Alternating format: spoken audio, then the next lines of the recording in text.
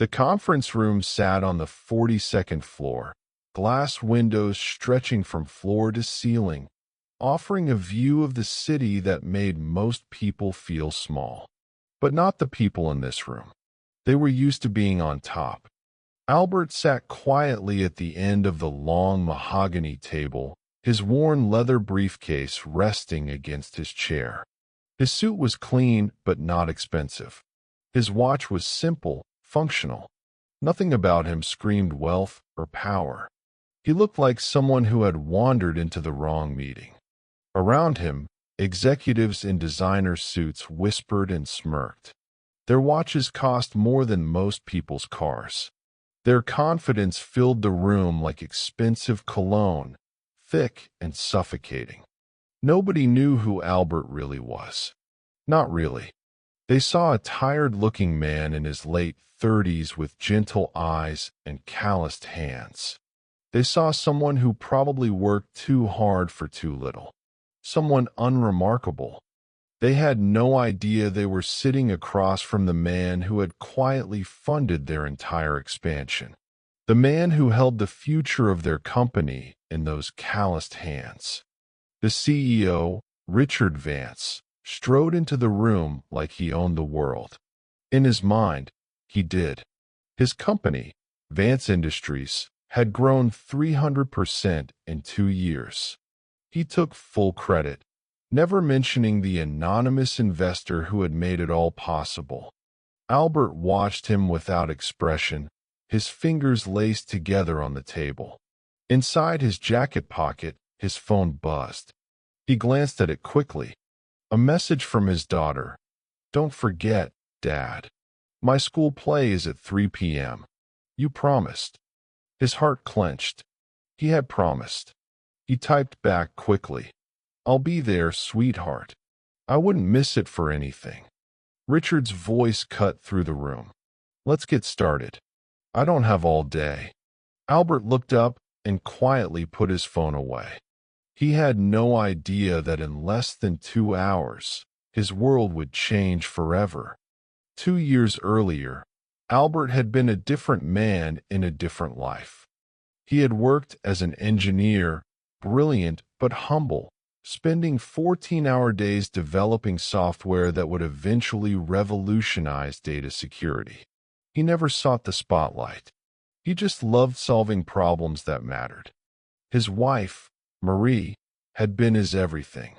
She was a teacher with a laugh that could light up the darkest room. Together, they had a daughter, Sophie, who was 6 years old with her mother's laugh and her father's curious mind. Life was simple. Life was beautiful. Then came the diagnosis. Pancreatic cancer, stage 4. The doctors gave Marie 6 months. She fought for 8. Albert spent every moment he could beside her, holding her hand, reading to her, promising her that he would take care of their daughter. That Sophie would never forget how much her mother loved her. When Marie passed, something inside Albert cracked but didn't break. He couldn't break. Sophie needed him. The medical bills were devastating. Even with insurance, the experimental treatments had drained everything. Albert sold their house, moved into a small 2-bedroom apartment, and went back to work while grief still sat heavy on his chest.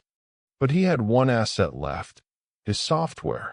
A major tech company had been trying to buy it for years. He had always refused, wanting to develop it himself, to maintain control.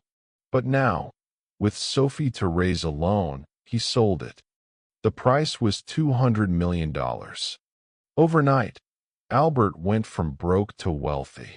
But the money felt hollow. It couldn't bring Marie back. It couldn't give Sophie her mother. He decided to invest it carefully, to grow it for Sophie's future.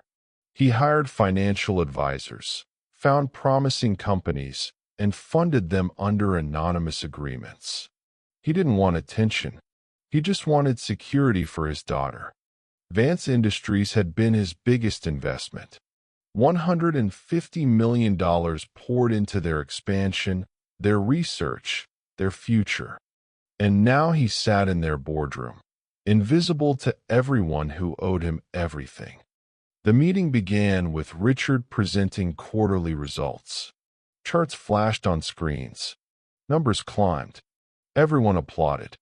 "We've exceeded every projection," Richard announced, his voice dripping with pride. "This success is due to bold leadership and fearless decision-making." Albert said nothing. He had reviewed the real numbers that morning. The company was successful, yes, but Richard's risky spending and ego-driven projects were creating vulnerabilities. Dangerous ones. "Now," Richard continued, "we need to discuss the Henderson merger. I'm proposing we move forward aggressively." One of the board members, an older woman named Patricia, cleared her throat. "Richard, the Henderson Company has significant debt. Shouldn't we proceed cautiously?" "Caution is for cowards," Richard shot back. "This is how empires are built. Bold moves." Albert shifted in his seat. The Henderson merger was a terrible idea. He had done his research. The company was over-leveraged and facing multiple lawsuits. It would sink Vance Industries. He spoke quietly, his voice calm but firm. "I think Patricia is right. The Henderson numbers don't add up. Their liabilities outweigh their assets by 40%. This merger would put the company at serious risk." The room went silent. Richard turned slowly to look at Albert, as if noticing him for the first time. His eyes narrowed. "I'm sorry," Richard said, his tone dripping with condescension. "Who are you exactly?" Albert met his gaze. "I'm Albert. I'm here representing a significant stakeholder in the company." "A significant stakeholder," Richard repeated, smirking. "And what makes you qualified to question my strategy?" "I've reviewed the financials extensively," Albert said evenly. "I'm just suggesting we take a more careful approach." Richard laughed, and several executives around the table joined in nervously. "Let me tell you something," Richard said, walking toward Albert like a predator approaching prey. "I've built this company from the ground up. I've made decisions that men with twice your education wouldn't dare make. And you, sitting here in your department store suit, think you can question me?" Albert felt heat rising in his chest, but he kept his voice steady. "I'm not questioning your past success. I'm concerned about this specific decision." "Concerned?" Richard mocked. "Tell me, Albert, what do you do? Middle management somewhere? Did your boss send you to babysit his investment?" The room felt smaller suddenly. Albert could feel every eye on him. Some looked away, embarrassed. Others watched with barely concealed amusement. "I work in tech," Albert said simply. "And I'm here because I care about the future of this company." "Tech," Richard repeated, as if the word tasted bad. "Let me guess. You write code in some basement office and think that makes you qualified to run a billion-dollar corporation." "I didn't say I wanted to run anything," Albert replied. "I'm just offering perspective." Richard leaned against the table, his face close to Albert's. "Here's some perspective for you. Men like me build empires. Men like you maintain them. Know your place." The words hung in the air like poison. Albert thought of Sophie, of his promise to be at her school play, of Marie's hand in his during those final days, making him promise to be strong, to be kind, to teach their daughter that integrity mattered more than ego. He took a slow breath. "I understand," Albert said quietly.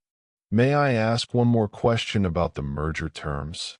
Richard rolled his eyes and waved his hand dismissively.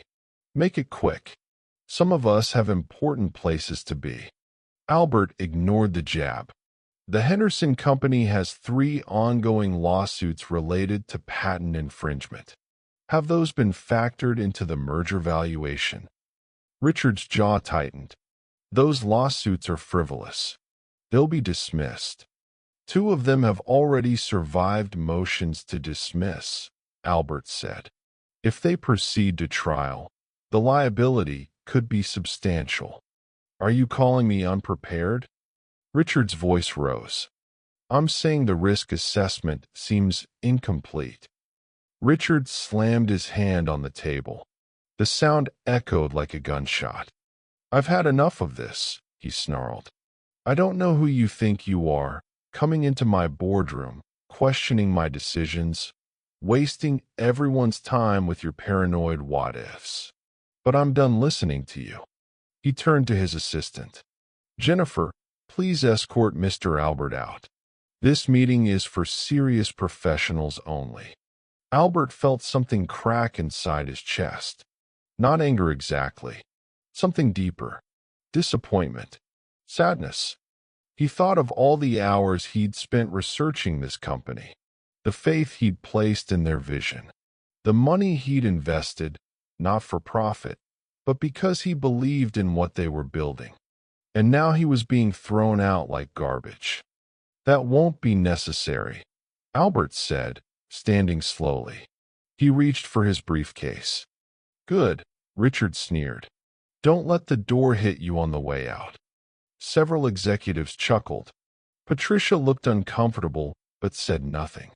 Albert paused at the door and turned back. His voice was calm, but there was steel beneath it.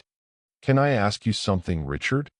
Richard waved his hand impatiently. What now? Do you have children? The question caught Richard off guard. His expression flickered with confusion. What does that have to do with anything? Just curious, Albert said softly. No, Richard said. I don't. Children are a distraction. They drain your resources, your time, your focus. I've built my life around success, not babysitting. Albert nodded slowly, something sad and distant in his eyes.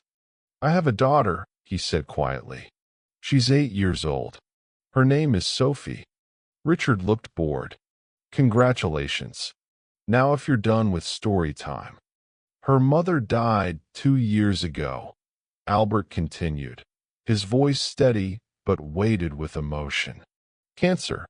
I spent 8 months watching the strongest person I ever knew fade away. I held my wife's hand while she made me promise to take care of our little girl, to show up for her, to be present. The room had gone completely silent now. Even Richard seemed unsure how to respond. Today, my daughter has a school play, Albert said. She's playing a tree in the forest scene. Not a big part, but she's been practicing her lines for weeks. This morning, she asked me 3 times if I would be there, because in the last 2 years, she's learned that people she loves can disappear. His voice cracked slightly, but he pushed through. I came to this meeting because I believed in this company. I believed in its mission, its potential. I invested in it, not just money, but time, research, hope. I came here today, even though it meant rushing to make it to that school play, because I thought my perspective might matter. Albert looked directly at Richard. But you've taught me something valuable. You've shown me exactly what kind of man leads this company, and what kind of future it has. Richard's face had gone red. Are you threatening me? No, Albert said softly. I'm just a dad in a department store suit who needs to leave now, because I made my daughter a promise. And unlike some people, I keep my promises. He walked out of the conference room without looking back. The elevator ride down felt like descending from one world into another. Albert's hands were shaking slightly, not from anger, but from the adrenaline of confrontation. He wasn't built for conflict. He never had been. In the lobby, he pulled out his phone and made a call. David, he said when his lawyer answered, I need you to execute the withdrawal clause in the Vance Industries contract. There was a pause on the other end. Albert, are you sure? That's $150 million. The penalty fees alone. There are no penalty fees, Albert said quietly. I structured the contract specifically to allow withdrawal if leadership proved incompatible with the company's stated values. I'm invoking that clause now. What happened? Albert watched people rushing through the lobby, all busy, all important, all racing towards something. I got reminded of what matters, he said. Draw up the papers. I want the withdrawal completed by end of business today. Albert, this will devastate them. Their expansion is entirely funded by your investment. If you pull out. I know, Albert said. That's not my problem anymore. Send the formal notification to Richard Vance personally. He hung up and checked the time. If he caught a cab now, he'd make it to Sophie's school with 20 minutes to spare. The cab ride across the city felt like a meditation. Albert watched the buildings pass, the people on sidewalks, the endless rush of life that continued regardless of boardroom dramas or wounded egos. His phone rang 6 times during the ride. Vance Industries. He didn't answer. When he arrived at Sophie's school, the afternoon sun was painting the playground golden. Children's voices drifted from the auditorium. Albert paid the driver and walked quickly inside. The hallway smelled like tempera paint and crayons. Colorful artwork covered the walls. He found the auditorium and slipped into a seat near the back just as the lights dimmed. The stage curtain opened on a cardboard forest. 20 children stood in various tree and animal costumes. And there, third from the left, was Sophie. She wore a brown dress with paper leaves taped to her arms. Her face was painted with brown and green streaks. She looked absolutely beautiful. When her scene began, she delivered her one line with fierce concentration. The forest protects all who seek shelter. Albert felt tears streaming down his face. He didn't wipe them away. After the play, Sophie ran to him, her paper leaves fluttering. Dad, you came. You really came. He scooped her up, holding her tight. I promised, didn't I? You're crying, she said, touching his face with small hands.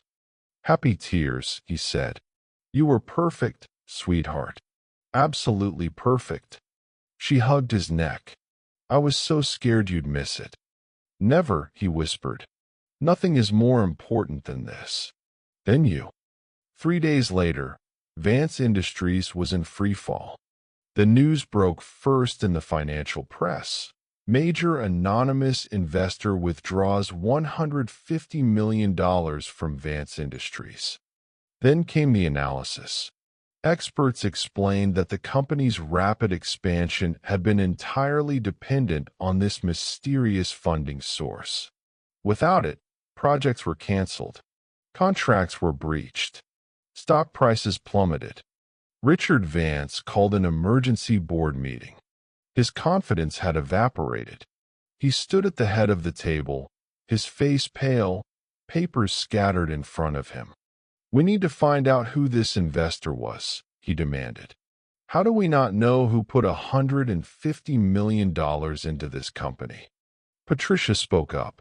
The investment was structured through a complex network of trusts and legal entities. Completely legal, but designed for anonymity. Someone must know something, Richard insisted. Jennifer, his assistant, cleared her throat nervously. Sir, the withdrawal notice came with a letter. It was addressed to you personally. She slid a single sheet of paper across the table. Richard snatched it up and read. Mr. Vance, I invested in your company because I believed in its mission to create technology that would help people. I believed in innovation driven by purpose, not ego. Yesterday, you asked me who I was. You dismissed my concerns. You mocked my appearance, my profession, my worth. You threw me out of a meeting because I dared to question your judgment. You were right about one thing. I am just a man who writes code. A man who works hard. A man raising a daughter alone. But I'm also the man who funded your entire expansion. The anonymous investor your success was built on. More importantly, I'm a man who keeps his promises. To my daughter. To myself. To the values my wife taught me before she died. You said children are a distraction that drains resources. I've learned they're the only thing that gives resources meaning. I'm withdrawing my investment not out of anger, but because I will not support leadership that values arrogance over wisdom, ego over integrity. I hope you learn what actually matters before you lose everything else too.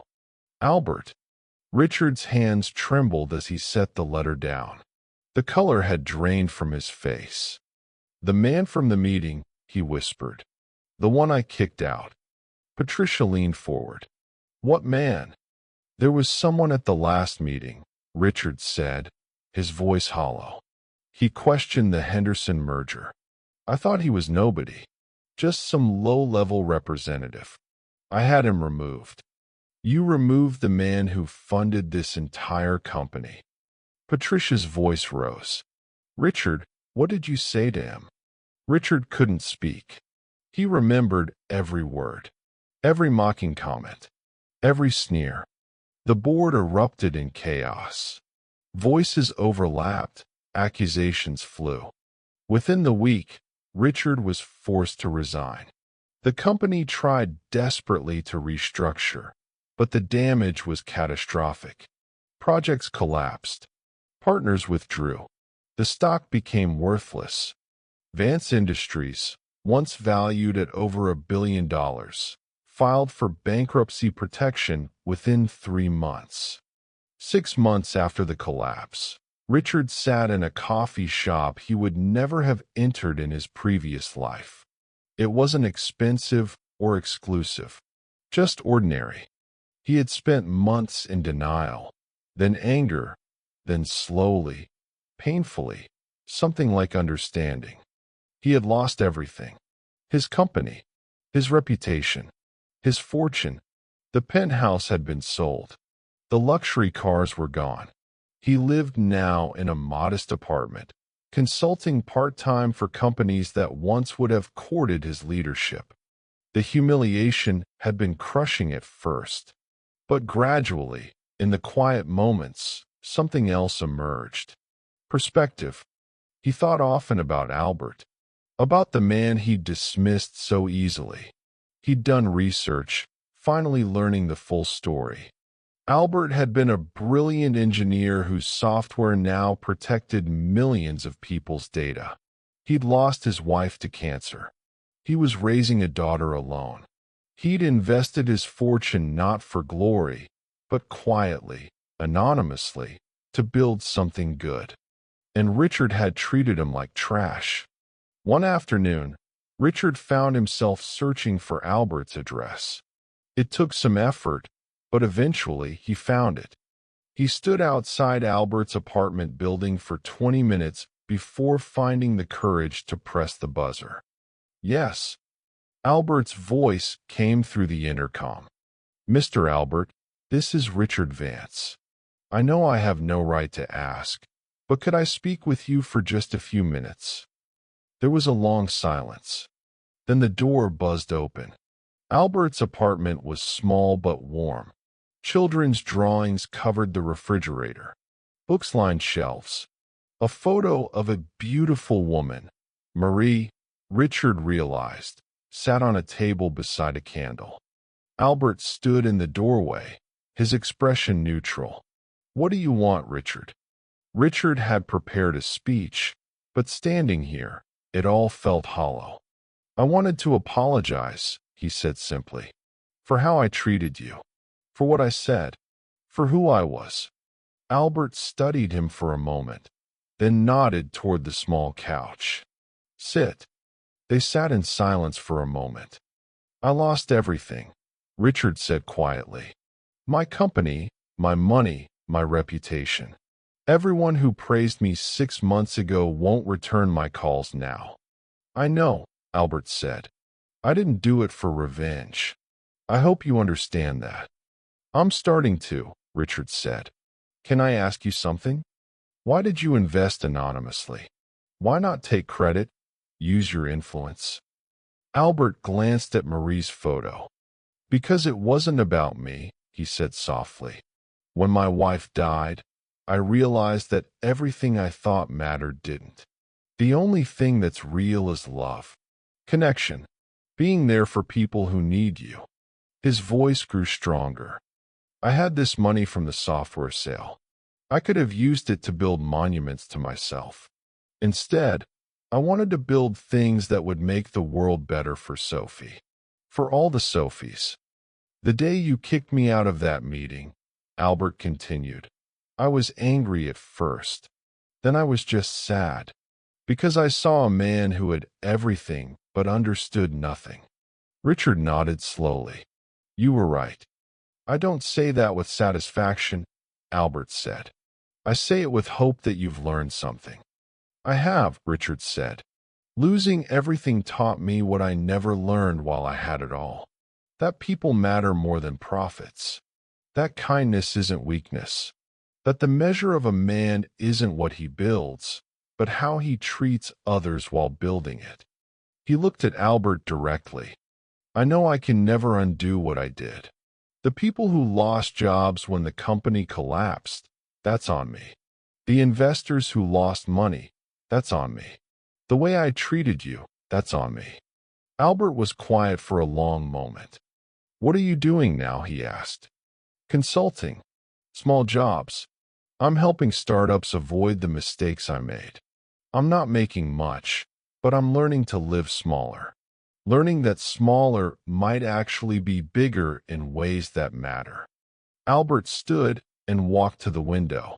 Outside, children played in a small park across the street. Sophie was among them, her laugh carrying on the wind. That's my daughter, Albert said. The reason I walked out of your meeting. Richard joined him at the window. She's beautiful. She's everything, Albert said simply. After Marie died, I could have drowned in grief. Sophie saved me. She gave me a reason to keep going, to be better. He turned to Richard. You said you don't have children, that they're a distraction. I was a fool, Richard said. I see that now. Albert smiled, a sad but genuine expression. The Henderson merger you wanted to push through, he said. It collapsed 3 months ago. The lawsuits I mentioned destroyed them. If you'd proceeded, it would have taken Vance Industries down even faster. Richard closed his eyes. You were trying to save my company, and I threw you out. I was trying to save a lot of people's livelihoods, Albert corrected.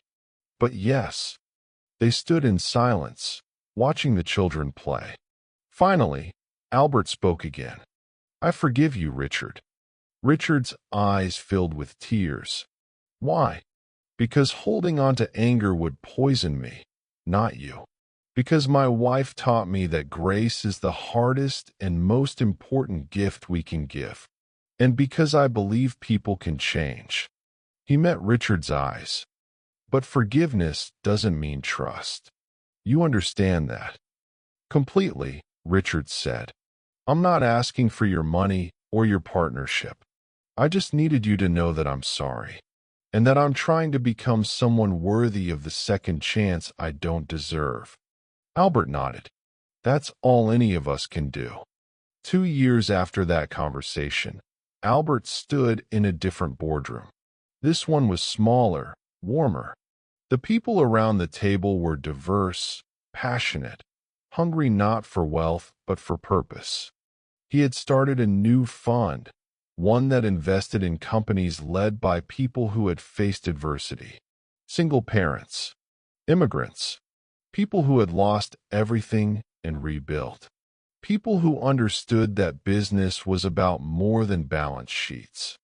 Sophie, now 10 years old, sometimes came to the office after school. She'd do homework in the corner while Albert met with entrepreneurs. She was his reminder of what mattered. One afternoon, his assistant brought in a proposal. This one's interesting. A new applicant for funding. Albert opened the folder and paused. The name on the application, Richard Vance. The proposal was for a modest consulting firm that would help businesses build ethical, sustainable leadership cultures. Richard was asking for $50,000, a fraction of what Albert had once invested in him. The business plan was solid but humble. The mission statement talked about redemption, second chances, and learning from failure. Albert sat with it for a long time. That evening, he asked Sophie what she thought. "There was a man who was mean to Daddy once," he said carefully. "He said hurtful things and made a big mistake. But he's sorry now, and he's trying to build something good. Should Daddy help him?" Sophie, wise beyond her years, thought about it. "Is he really sorry?" she asked. "Or just pretend sorry?" "I think he's really sorry." "Then yes," she said simply. "Mommy always said everyone deserves a chance to be better." Albert smiled. Marie's wisdom, living on in their daughter. He approved the investment. When Richard received the notification, he called Albert immediately, his voice thick with emotion. "I don't know what to say." "Say you'll use it wisely," Albert replied. "Say you'll help other people avoid the mistakes you made. Say you'll build something that makes the world a little better." "I will," Richard promised. "I swear I will." 3 years later, Richard's consulting firm had helped 73 companies build more ethical, compassionate leadership structures. He never became wealthy again, but he became something better. He became useful. He became kind. He volunteered at schools, teaching business ethics. He mentored young entrepreneurs.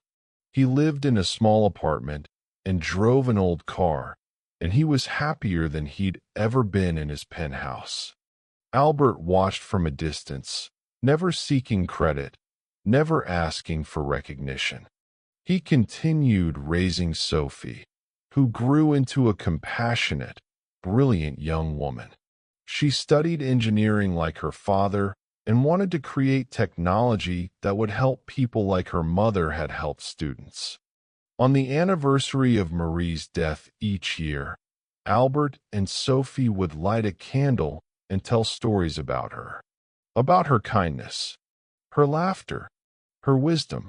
"Mom would be proud of us," Sophie said one year. "She would be proud of you," Albert corrected. "You're everything she hoped you'd be." "We're everything she hoped," Sophie insisted. Together, Albert pulled his daughter close. He had lost a fortune and gained it back. He had built companies and watched them fall. He had been disrespected and had chosen forgiveness over vengeance. But the only wealth that had ever truly mattered was sitting beside him, her head on his shoulder, her mother's laugh in her voice. In the end, that was the only investment that had ever really counted. The only success that had ever truly mattered. The only legacy worth leaving behind. Love, integrity, presence, grace. Everything else was just numbers on a page, dust in the wind, noise in an empty room. The real measure of a life wasn't what you accumulated, but what you gave. Not who you impressed, but who you loved. Not how you won, but how you treated people when you had the power to hurt them. Albert had learned that lesson in the hardest way possible, losing Marie. Richard had learned it by losing everything else. And in their different ways, both men had found something more valuable than they'd lost. They had found what it meant to be truly wealthy. And it had nothing to do with money at all.